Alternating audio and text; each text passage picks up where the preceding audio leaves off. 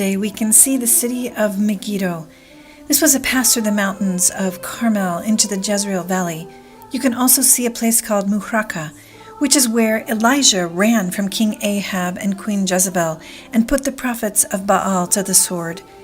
This city of Megiddo is important, theologically speaking, for Mary and Joseph as they make their way to Bethlehem.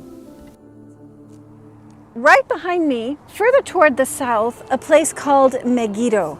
Now, Megiddo is well known. You can actually visit the Tell, which simply means a place where they do archaeological excavations of the ancient Megiddo. It was a city that was built for war.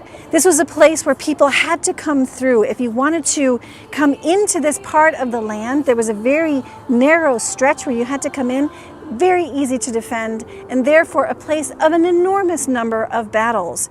And why is that important? In Hebrew, the name for mountain is Har, Megiddo, the mountain of Megiddo. If you put that together in English, it becomes Har Megiddo or Armageddon. Armageddon, we all heard about that name. Armageddon actually refers to that famous last battle between good and evil, set right here. And so you can think about what's happening inside Mary's womb at this point where she's headed down to Bethlehem. It is the battle for the world, as we said when we were over in her house. It's a star of wonder, a small little light, the light of the world that's ready to be born to win that battle between good and evil. Absolutely extraordinary. The Gospel of the first Sunday of Advent actually speaks to this emptiness and openness that we're focused on in this first week. And it brings in this concept of Armageddon. We have to be open to the Lord who is coming. It says this from Luke 21. There will be signs in the sun, the moon, and the stars. People will die of fright in anticipation of what is coming upon the world, for the powers of the heavens will be shaken.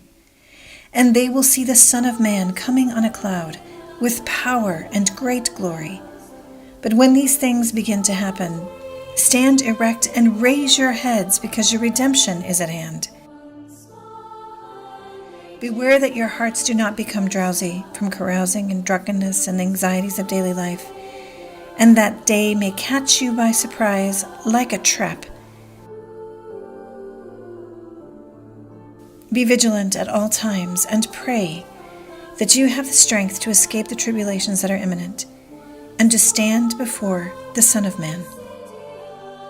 Let's pray for this grace. Let's pray to be ready to stand before the Son of Man, because he's coming through this valley in the womb of Mary. Thank you for joining us. We hope to see you again tomorrow. God bless you, and we're praying for you from the Holy Land.